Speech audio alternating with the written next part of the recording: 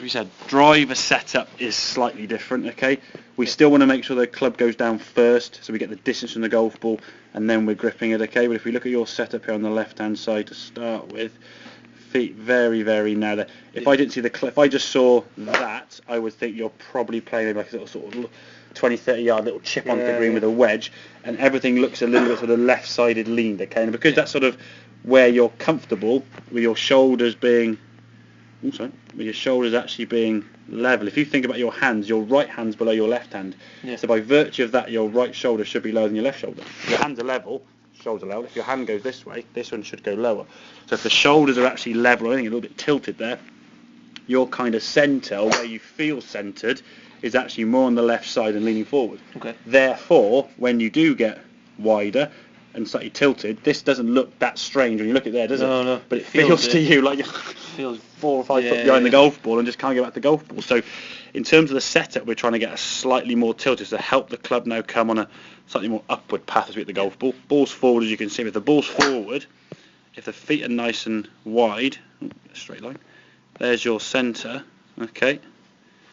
The golf ball now is in front of that centre. If you look at your centre there with your chest, that golf ball is pretty much on your centre. Okay. So you're still coming, although the ball's forward, it's relative to your chest here there. If the golf ball's forward and you're leaning back, it's fine. If you're leaning on your left side, you haven't really moved the ball back or forward at all. It's just in the wrong position there. So as you come down the golf ball here now, what we'll see in this swing as well, we're trying to avoid it if we can, there's quite a lot of lateral move on the way back, and then coming down to golf ball. If you look at your lower half, there's not much movement there through the ball at all. If we saw just that, we think that's pretty good. But that lower half's just not coming through at all. So when that stays back, your arms are forward to then sort of just try and get that club through the golf ball area and hitting the golf ball.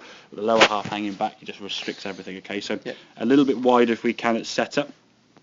Okay, again, with this swing, there's a little bit more sway than what's a lot of lower half twist on the way back. As we come through, it's about getting that lower half to shift now through the golf ball to strike it. Better strike there as we can see the golf ball come to the club face now.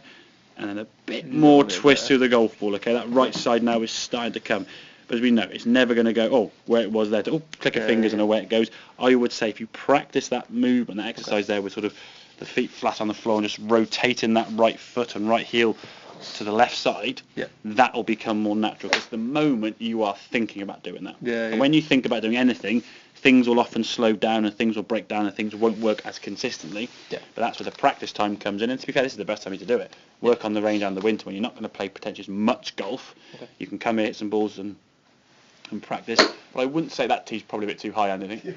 I wouldn't hit loads of golf balls. Just do 30, 40 golf balls. Work on that movement. Build up the swing exercise-wise with a few warm-up shots. If you want to work on the driver, that's fine. But it's definitely something to be aware of. Is at the moment, if your club's a 7-iron, you're happy with that length. You kind of condition your swing to hit a 7-iron, which is fine. We all sort of start with that sort of middle club. But one of the biggest skills in golf to develop is actually learning to adjust a different length club. Because every club in the bag is a different length, obviously. Okay. Does that make sense then, yeah? So brilliant. Further forward, a bit wider, so you actually are behind the ball.